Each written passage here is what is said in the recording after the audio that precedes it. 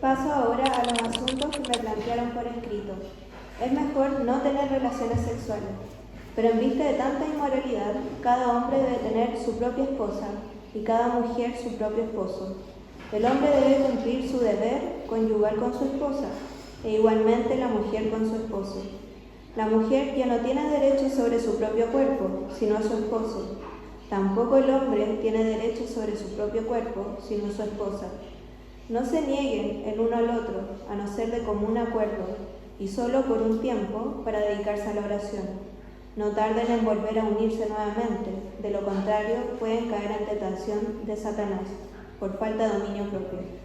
Ahora bien, esto lo digo como una concesión y no como una orden. En realidad preferiría que todos fueran como yo. No obstante, cada uno tiene de Dios su propio don. Este posee uno, aquel otro. A los solteros y a las viudas les digo que sería mejor que se quedaran como yo, pero si no pueden dominarse, que se casen, porque es preferible casarse que quemarse de pasión. A los casados les doy la siguiente orden, no yo, sino el Señor, que la mujer no se separe de su esposo. Sin embargo, si se separa, que no vuelva a casar. De lo contrario, que se reconcilie con su esposo. Asimismo, que el hombre no se divorcie de su esposa. A los demás les digo, yo, no es mandamiento del Señor. Si algún hermano tiene una esposa que no es creyente y ella consiente en vivir con él, que no se divorcie de ella. Y si una mujer tiene un esposo que no es creyente y él consiente en vivir con ella, que no se divorcie de él. Porque el esposo no creyente ha sido santificado por la unión con su esposa, y la esposa no creyente ha sido santificada por la unión con su esposo creyente. Si así no fuera, sus hijos serían impuros, mientras que de hecho son santos. Sin embargo, si el cónyuge no creyente decide separarse, no se lo impidan. En tales circunstancias, el cónyuge creyente queda sin obligación. Dios nos ha llamado a vivir en paz. ¿Cómo sabes tú, mujer, si acaso salvarás a tu esposo? ¿O cómo sabes tú, hombre, si acaso salvarás a tu esposa? Hermanos, esta es palabra de Dios. Los invito a orar. Señor, abre nuestros oídos a tu palabra hoy. Muéstranos cómo debemos llevar nuestra vida. ¿En qué áreas debemos ser corregidos por tu palabra?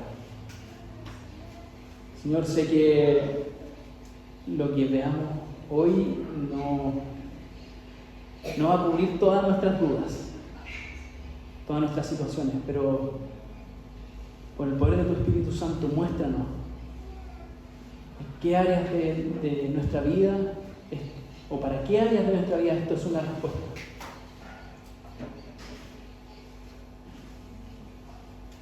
Dirígenos, Señor, y úsame a pesar de mis debilidades y de mis fallos. En nombre de Jesús. Amén.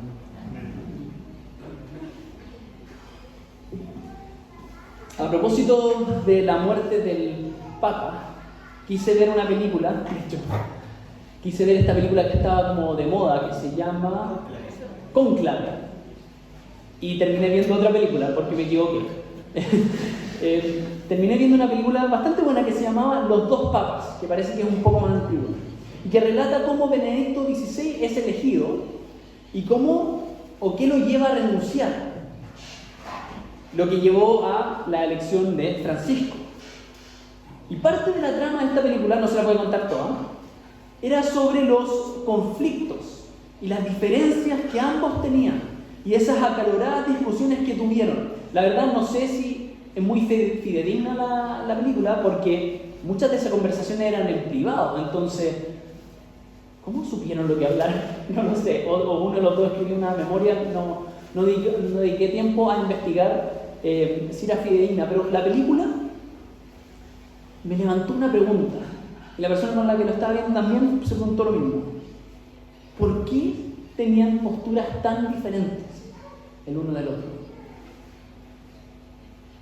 ¿Por qué peleaban tanto en relación a temas de moral y ética? respuestas hay muchas. Eran diferentes personas, tenían diferentes historias, distintas experiencias, distintas formaciones, etc. ¿Cierto? Pero mi reflexión en ese momento fue, hay algo que es clave y desde donde creo yo que surgen toda o la mayoría de sus diferencias. La diferencia entre ellos era que en la práctica ambos tenían a la Biblia como autoridad secundaria. Entonces eso provocaba que sus decisiones y sus posturas respecto a diversos temas fueran como a tientas, como tratando de adivinar y descubrir qué hacer, buscando en su propia sabiduría y en la sabiduría de la historia de la iglesia, ¿qué hacemos con esto? Eran como palos de ciego o dos desorientados sin un mapa que los guiara. Esa es la sensación que me dio de la película. No estoy haciendo un juicio de las personas. Pero pasajes como los de hoy, que acaban de ser leídos, son esos que son como un mapa para nuestras vidas, que nos orientan en temas difíciles, nos orientan en un entorno cultural desorientador, para que no estemos tratando de adivinar de cómo vivir o cómo llevar una vida que honra a Dios, para que no estemos tratando de dilucidar cómo llevar esta santidad que nos ha sido regalada. Como recién oraba, este no es un pasaje que lo diga todo. Probablemente van a surgir muchísimas más dudas de las que podamos resolver en este sermón, o que el pasaje resuelva. No nos dice, en este mapa no nos dice cada curva que tenemos que tomar mientras recorremos las temáticas difíciles, pero nos da buenas señales hacia nuestro norte. Y estas buenas señales, estas buenas direcciones, son aplicables a los más diversos contextos. Pero para hacer eso debemos tratar el pasaje con mucho cuidado, porque es un pasaje que ha sido manoseado al no considerar su contexto de producción y su contexto de recepción original. Muchas veces se ha aplicado este pasaje que escuchábamos a rajatabla a la realidad actual. También se ha mal utilizado tantas veces, tomando solo secciones que resultan convenientes para quienes la usan para beneficio propio. Incluso yo mismo me encontré habiendo pensado cosas así, tomando solamente lo que me conviene, una sección, y lo demás no lo leo. En muchas ocasiones simplemente hemos despreciado la enseñanza que se encuentra acá, por falta de lectura o por dejarse llevar más por la opinión de otros, por lo que otros me han enseñado quizás en la misma iglesia o lo que en nuestra cultura nos presiona. Así que para hacer buen uso de esta sección, primero debemos tener 4 cosas en mente. Primero, que al principio de la carta Pablo les dijo a los corintios, y también nosotros caemos en esa categoría de ustedes han sido santificados. O sea, otro les dio la santidad que ahora tienen, otro los apartó para que vivan de una manera diferente para Dios.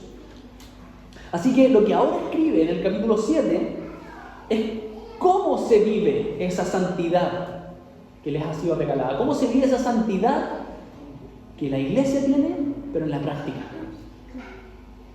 Segundo, esta carta que nosotros llamamos primera carta de Pablo a los Corintios es en realidad la respuesta de Pablo a una carta que ellos le enviaron previamente, y en la que ellos abordaban varias problemáticas y preguntas que él ahora trata de responder. Tercero, y como vimos en sermones anteriores, una de las problemáticas que enfrentaban era la inmoralidad sexual.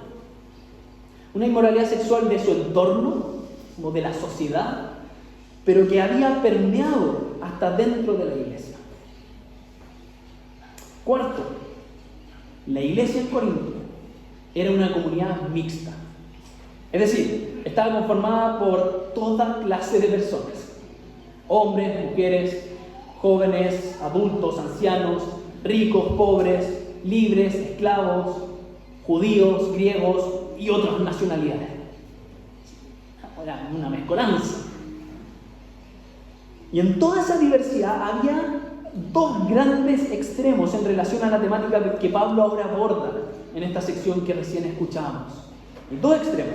Uno, que hipervaloraba el matrimonio, principalmente compuesto por judíos, que básicamente decía que el matrimonio era el único camino que todos debían recorrer. O si no, y si no estabas casado, eras como un ciudadano de segunda clase. No todos los judíos pensaban así, pero los más extremos tendían hacia allá. Y el otro extremo es el que espiritualizaba la abstinencia de todo placer de la vida, entre ellos el sexo, diciendo, mejor no tener sexo, eso te acerca más a Dios, por lo que el celibato era la respuesta ante la inmoralidad y al hedonismo preponderante en la cultura grecorromana. Así que en medio de todo eso, Pablo da su respuesta a la carta, a lo que le planteaban por carta, diciendo, eso que me escribieron, de es mejor no tener relaciones sexuales, no, les dice Pablo. Eso que dicen ustedes no es tan así. Claro, si no estás casado, es bueno no tener relaciones sexuales. Pero esa no es la forma de evitar la inmoralidad sexual. El matrimonio es un buen camino. Verso 4, 2 al 4. En vista de tanta inmoralidad, cada hombre debe tener su propia esposa, escribe Pablo. Y cada mujer su propio esposo. El hombre debe cumplir su deber conyugal con su esposa e igualmente la mujer con su esposo. La mujer ya no tiene derecho sobre su propio cuerpo, sino su esposo. Tampoco el hombre tiene derecho sobre su propio cuerpo, sino su esposa. El matrimonio debería ser el lugar de fidelidad mutua, donde ninguno de los dos tiene el derecho de buscar satisfacción sexual fuera de la relación. Porque tampoco debería existir la necesidad, ya que ambos, en este ideal de matrimonio, ambos buscan la satisfacción del otro y él el otro, porque sus cuerpos le pertenecen al otro. Por eso no deberían negarse sexualmente, porque la frustración puede llevar al otro a buscar ese placer fuera de la pareja. Esa es la lógica que está llevando Pablo. Pero, ¿por qué uno se negaría al otro? Bueno, precisamente porque estaba rondando esa idea de que era mejor y más espiritual, más elevado y más loable abstenerse. Porque también podían haber otros motivos propios de la pareja, así como también pueden haber otros motivos hoy para negar el sexo al otro. Pero cualquiera sea la razón, la orden es, versos 5 y 6, no se nieguen el uno al otro, a no ser de común acuerdo, y solo por un tiempo, para dedicarse a la oración. No tarden en volver a unirse nuevamente, y de lo contrario, pueden caer en tentación de Satanás, por falta de dominio propio. Ahora bien, esto de no unirse por un tiempo, lo digo como una concesión y no como una orden. Todo esto era un desafío potente a la cultura. En esa cultura el hombre hacía y deshacía a su antojo y no cargaba con ninguna consecuencia. El hombre podía tener sexo con una mujer o con un hombre o con un niño fuera del matrimonio. y nadie le iba a decir nada. Él hacía y deshacía. Si una mujer o si su mujer no lo satisfacía, buscaba otra forma, buscaba otra persona. No había problema. Si quería obligar a su mujer a acostarse con él, tenía el derecho de obligarla. Si quería no hacerlo, no tenía obligación hacia ella. Pero Pablo rompe con todo eso. Le pega un combo a ese pensamiento, diciendo que la mujer tiene igual autoridad sobre el cuerpo del hombre. Igual. Que igualmente el hombre le pertenece a la mujer. La mujer le pertenece al hombre y el hombre le pertenece a la mujer. Es muy contracultural en ese momento. El hombre le debe fidelidad absoluta a su esposa. Ambos se pertenecen mutuamente, ambos se deben fidelidad. Cada uno y por igual tienen autoridad sobre el cuerpo del otro. Ambos deben buscar satisfacer respetuosamente al otro. Pero esto no solamente desafiaba la cultura predominante de la ciudad. También con esto Pablo se desmarca del extremo de la abstinencia y el celibato que estaba tomando la iglesia ante los problemas de inmoralidad sexual. Y les dice, el sexo es bueno y debe practicarse habitualmente dentro del matrimonio y para gusto del otro. Ahora, en nuestra cultura, ¿cómo practicamos nuestra santidad que nos ha sido regalada en estos temas? ¿Cómo lo practicamos hoy?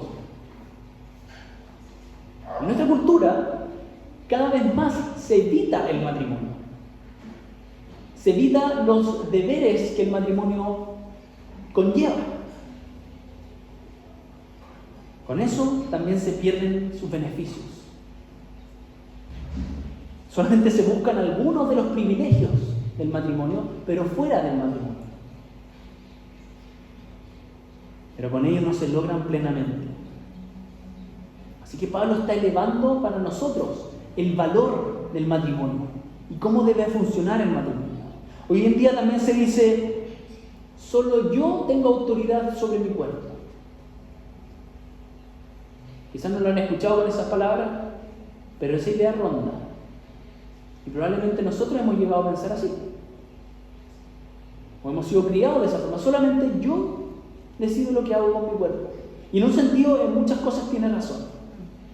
Pero Pablo dice, la autoridad es recíproca. En un contexto de matrimonio, de amor, de cuidado, mi cuerpo le pertenece al otro. Es para satisfacer al otro. O para encontrar satisfacción en el otro. No es para beneficio propio, es para beneficio del otro. Ahora, en un matrimonio, en un contexto de amor, de respeto, es recíproco. Entonces el otro me va a dar esa autoridad. Me va a dar satisfacción. Entonces se vuelve en un círculo virtuoso. Hoy se permite, se celebra y se promueve el sexo fuera del matrimonio. Y Pablo dice, solo dentro del matrimonio. Hoy también se promueve la satisfacción propia. Y Pablo plantea, como recién decía, la satisfacción del otro y en el otro. Con mucho respeto, como un regalo al otro. De manera recurrente y paciente. Y no es una moneda de intercambio. No es si es que el otro se lo merece, si lavó la loza, o si es que no hizo lo que le correspondía, se lo quito. Si se portó mal, se lo quito. No es una moneda. En verdad, este tema es buenísimo. Podríamos hacer un taller, podríamos hacer todo un mes de hablar del tema, responder muchísimas preguntas. Espero que el texto por sí solo esté levantando varias cuestiones en nuestras mentes, para cada una de nuestras realidades. Ahora, ¿significa todo esto que hemos visto hasta ahora, que Pablo está inclinándose hacia la postura tradicional y típicamente judía que privilegiaba el matrimonio como el camino que todo hombre debía recorrer? No. De hecho, también se desmarca de esa postura y más bien se sitúa en el medio de ambas. Ya ha dicho que el matrimonio es bueno y útil para frenar la inmoralidad sexual. Pero ahora, sin caer en el ascetismo, la abstinencia espiritualizada y el celibato universal, Pablo plantea que la soltería es un buen camino. Y para efectos prácticos, ahora en adelante cuando hable de soltería o de solteros, me estaré refiriendo a hombres solteros, mujeres solteras que nunca se han casado, pero también a hombres y mujeres que han enviudado. A ver si estaban atentos. Enviudado. Eso es que me cuesta tanto esa palabra. ¿Ya? Voy a estar hablando como incluyendo ambos grupos en la soltería. ¿Ya? En nuestro contexto actual, en nuestra cultura, la soltería es deseable, pero por motivos radicalmente diferentes a los de Pablo. ¿Cierto? Ahí estas canciones. Soy soltera y hago, te lo completan, y hago lo que quiero. Para el hombre también. Como nadie me exige, no le tengo que rendir cuenta a nadie. Hago lo que quiero. En nuestro contexto actual también la soltería no tiene ningún problema. No tiene limitaciones. Puros beneficios parece. Al menos así lo plantean. Pero también en las iglesias y los grupos conservadores han menospreciado la soltería.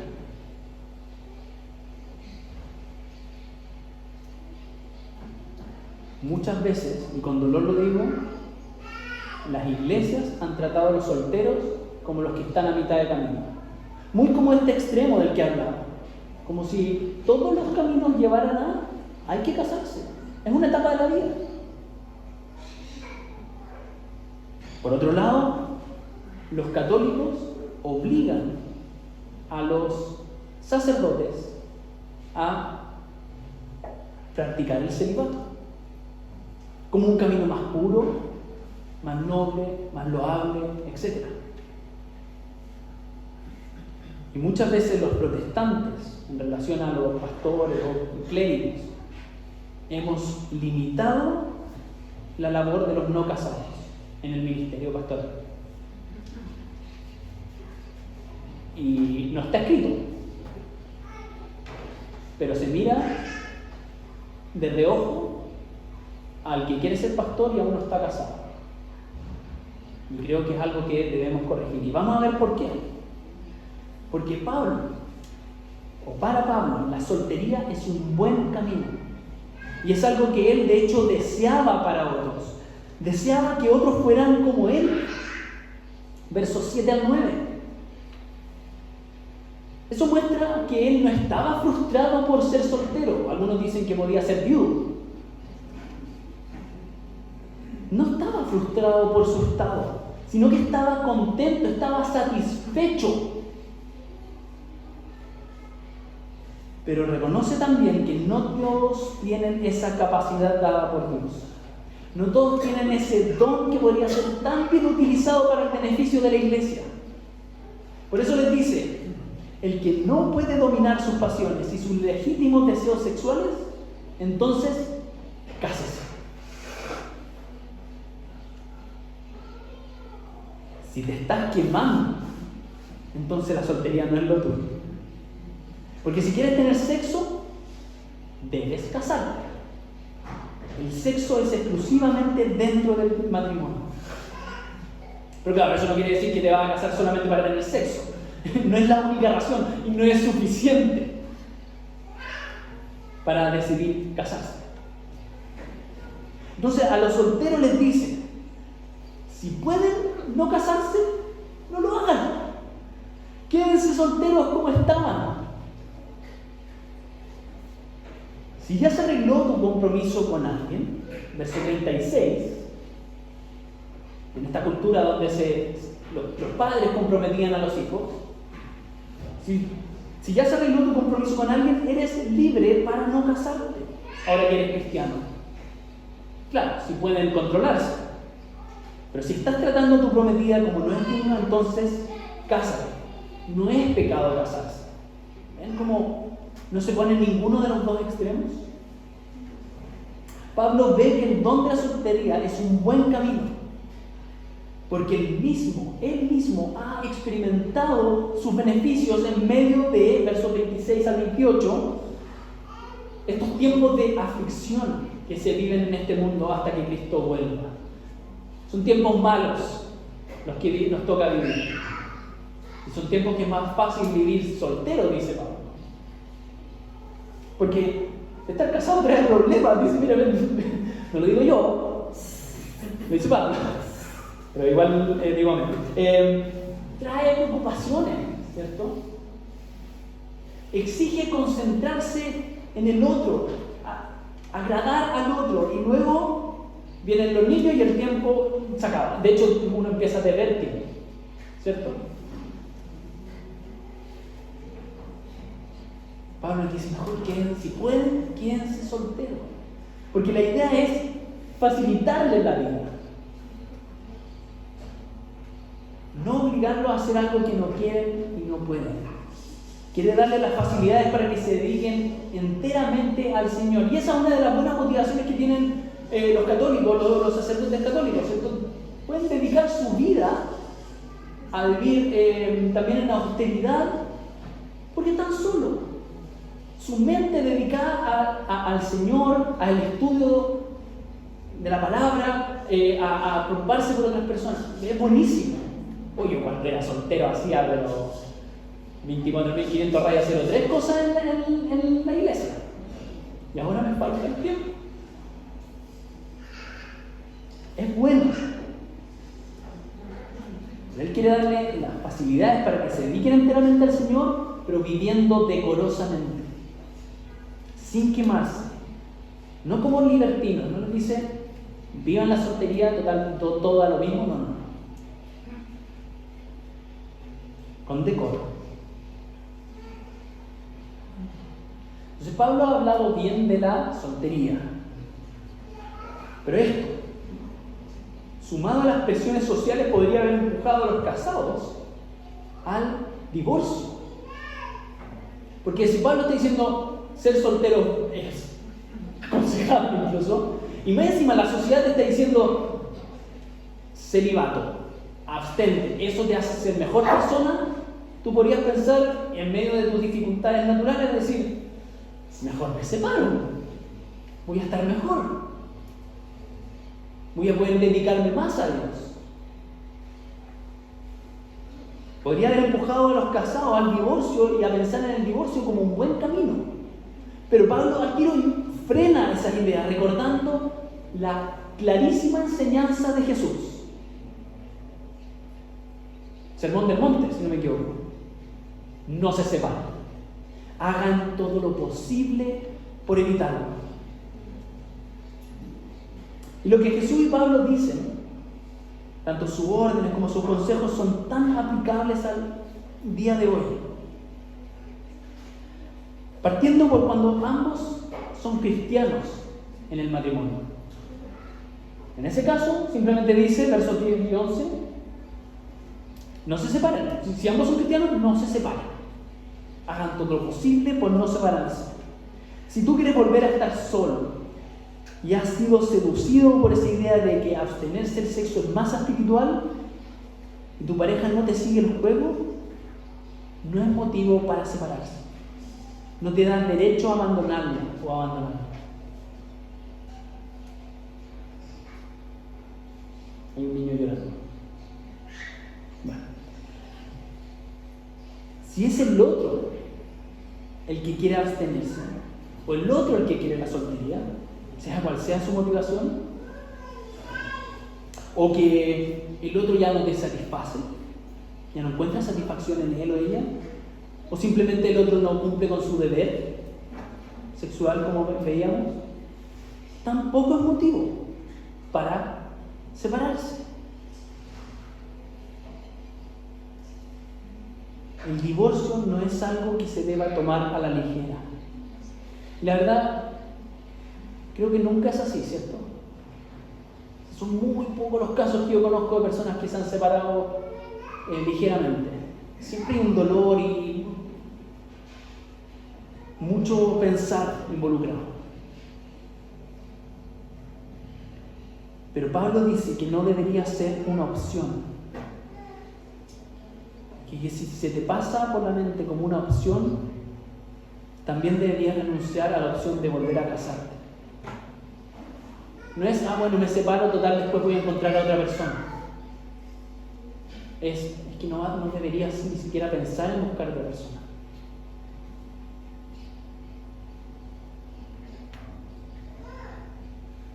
Así que más vale buscar la forma de reconciliarse, de restaurar, de darse otra oportunidad. Y pucha que es fácil leerlo, pucha que es fácil decirlo. Pero sé, o no más bien, me imagino lo difícil que es, en muchas circunstancias, esforzarse por restaurar la relación. Pero lo que no debería ser para los cristianos es llegar y separarse, para luego llegar y volver a casarse. Casarse, divorciarse y volver a casarse, cada uno por separado, es una gran decisión.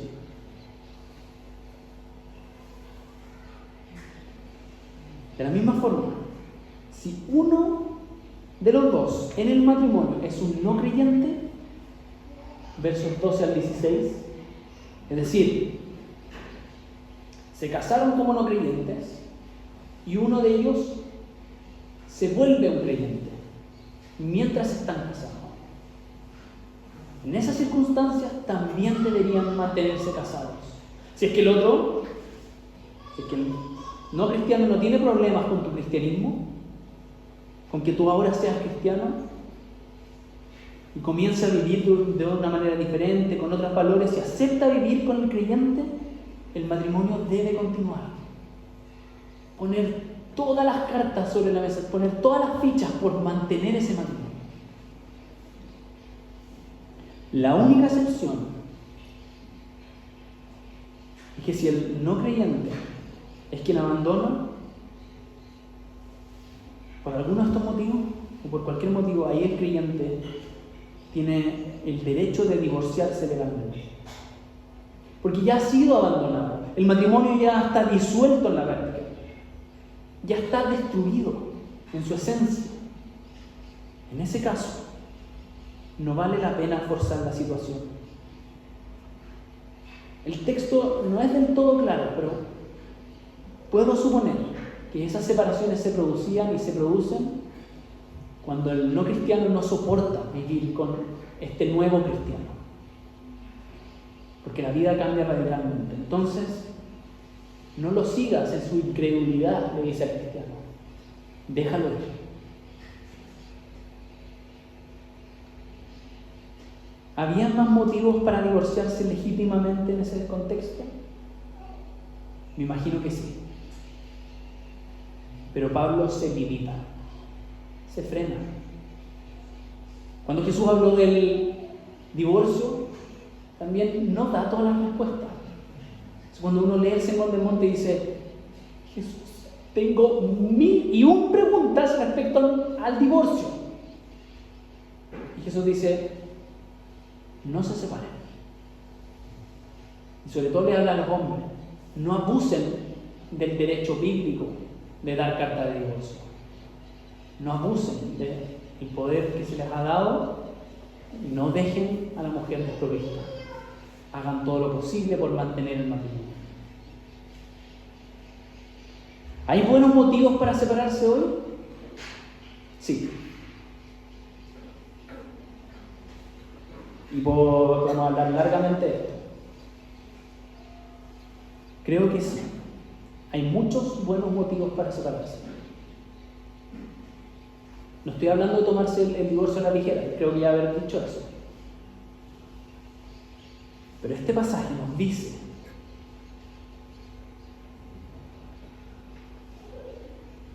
no es algo para tomarse a la ligera. No puedes ocupar cualquier excusa para separarlos. Haz todo lo posible por mantenerte casado. Mira las razones que Pablo da para mantenerse casado. Ha dicho, el matrimonio es bueno, ¿cierto? También Jesús dijo esto, el Señor dice, no te separes. Entonces involucra obediencia a Jesús mismo. Y también dice, vemos los versos, ¿dónde estamos? 14 al 16, que esto es evangelizador. Mantenerse casado en un contexto donde uno de los dos no es cristiano es evangelizador, es santificador. Esto es como una infección, una buena infección. O déjenme dar un paso atrás. En la Biblia, la impureza se veía como una infección, la impureza ritual. Si había alguien ritualmente impuro, por ejemplo, un leproso, si tocaba a otra persona o se acercaba a otra persona, lo contagiaba. No solamente de la enfermedad, sino que en cuanto al ritual para acercarse a Dios, acercarse al templo, contagiaba al otro y así, entonces ambos quedaban impuros. Entonces la idea es que la impureza era contagiosa. Pero lo que Jesús muestra con su vida es que el poder santificador de Él, como el Hijo de Dios, es superior a la capacidad infecciosa de lo impuro. Es decir, la capacidad santificadora del cristiano, en ese sentido, de Jesús, es superior a la impureza. Por eso Jesús podía tocar al leproso y lo sanaba, lo infectaba de pureza. Y Él nos infectaba de impureza. Entonces lo mismo ocurre acá, que el cristiano es capaz de santificar a quienes están a su alrededor. ¿Qué quiere decir eso? Que puede apartar, puede purificar a quienes están a su alrededor por su sola presencia en un lugar. Veámoslo de una manera muy práctica. Por ejemplo, si mis hijos crecen con su papá como cristiano, pongámonos en la situación hipotética de que solamente tienen al papá como cristiano, me van a estar viendo a mí como ejemplo de alguien que trata de vivir bien y que cuando se equivoca se arrepiente y pide perdón a Dios y pide perdón a los niños. Les va a estar enseñando algo. También van a ver un papá que les va a estar enseñando la Biblia, que le va a estar enseñando la oración, que le va a estar enseñando la importancia de ir a la iglesia. Eso es santificador. Y estoy hablando solamente en términos prácticos. Eso acerca al otro a Dios, porque tienen un referente, tienen un camino, tienen un puente para llegar a Dios. Entonces, de la misma forma, si se mantienen casados con el no cristiano, pues van a estar atrayendo a Dios. Y por eso Pablo dice que esto es evangelizador. Pregunta, ¿cómo sabes tú, mujer, si acaso salvarás a tu esposo? Date la oportunidad. Y he visto tantos casos de mujeres que se mantienen fieles a su esposo hasta que él se convierte a Cristo. Caso contrario también, hombres que han llegado a la fe y que se mantienen firmes en el Señor y se mantienen firmes en su matrimonio hasta que también su esposa llega a la fe. ¿Está asegurado? No está asegurado. ¿Hay jóvenes por acá presentes? Sí, algunos. Esto no es solo para los jóvenes lo que voy a decir, para todos. Esto no quiere decir que, entonces puedo pololear con cualquiera, comprometerme con cualquiera y casarme con cualquiera porque lo voy a estar evangelizando.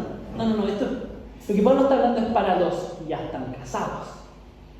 Son mucho más los riesgos, y también hablo por experiencia alrededor mío, son mucho más los riesgos de juntarse con alguien que no cree lo mismo que tú. Que es mucho más probable que te arrastre fuera de la fe que tus posibilidades de arrastrarlos hacia la fe. ¿Hay esperanza? Claro que hay esperanza. De hecho, me voy a alargar el sermón, pero que no crean esta parte. Mi cuñado llegó a la fe pololeando y ahora se mantiene en la fe. Y una linda familia, toda la familia siguiendo a Cristo. Ahora bien, Pablo insiste en que es bueno quedarse en general en el mismo estado. Miren los versos 27 y 28. ¿Estás casado? No procures divorciarte. O sea, ser cristiano ahora no te da derecho, no te da razón para divorciarte.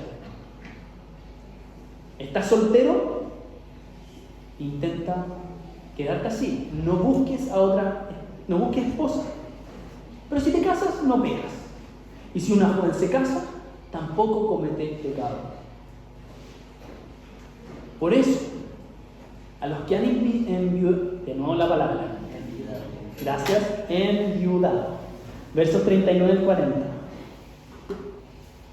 A los que, por razones de la vida, han vuelto a estar solteros, les dice, son libres para casarse. Son libres para casarse con un no cristiano. ¡Perdón! Con un cristiano. Hoy, ya voy a contar, en el sermón de la semana pasada, en la emoción dije algo brutal. Dije, y alguien se dio cuenta, que bueno, dije, Satanás ha resucitado. No, Jesús ha resucitado, ¿cierto? Ya, ahora no quiero cometer el mismo error que por la emoción, no. Si usted ha enviudado, puede y es libre para casarse de nuevo con un cristiano, dice Pablo. Pero es mejor quedarse soltero, por las razones que veíamos anteriormente. Yo sé que este pasaje levanta preguntas también sobre los segundos matrimonios, pero por temas de tiempo y de delicadeza del tema, prefiero no exponerlo acá. Pero estoy abierto a conversar respecto al tema. Aquellos que se han divorciado, sí que es un camino el volver a casarse. La idea de hoy, del pasaje que hemos visto hoy, es que vivamos lo que somos. Estos no son reglas para llegar a Dios. No son reglas para ganarse la salvación o para verse buenas personas. No, estos son reglas, son instrucciones y consejos para que podamos vivir lo que somos, para que vivamos como los que han sido santificados. Dios nos ha salvado, nos ha regalado la salvación, nos ha regalado una nueva vida santa. Ahora nos está enseñando por medio de Pablo cómo vivir esa vida. Por eso necesitamos ser orientados en estas temáticas difíciles, dolorosas, grandes decisiones de la vida. Necesitamos ser orientados para no estar como perdidos tratando de adivinar qué camino seguir y cómo vivir nuestra santidad. O para que no seamos arrastrados por cualquier corriente o cualquier idea que está de moda en nuestra cultura o en la iglesia. Volvamos a la palabra para saber cómo vivir. Ahora espero que este pasaje nos haya apretado a todos, al menos un poquito. Y esa es la idea, que el Señor nos corrija, nos enseñe, que nosotros podamos recibirlo con la confianza de que si hemos fallado en esto, hay perdón. Si hemos sido dañados en estas áreas, hay restauración. Y hay oportunidades para reordenar nuestras vidas. No quiero que después de esto salgamos con el dedo, sacándole punta al dedo para apuntar a los otros, sino que más bien hay una muy buena, que cuando uno apunta al otro en verdad se está apuntando 3 dedos a uno mismo. Veamos cómo esto nos afecta a nosotros primero y en qué áreas nosotros debemos ser corregidos. En cómo estamos llevando nuestro matrimonio, cómo estamos planteándonos la soltería, cómo estamos planteándonos el divorcio, cómo estamos planteándonos la viudez.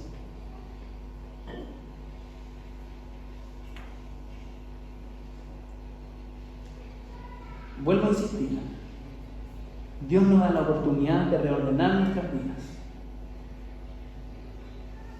Este orden apunta a los valores, al carácter y a la identidad de nuestro Dios Santo. Dios quiere que vivamos de esta manera diferente para que lo reflejemos a Él, para que vivamos como su pueblo, como sus hijos. Hijos que han sido bien criados por Dios el Padre. Un pueblo que ha sido santificado y que se ve beneficiado de seguir su sabiduría. Por eso decimos amén. Que así sea nuestra vida, Señor. Cantemos. Vamos a cantar.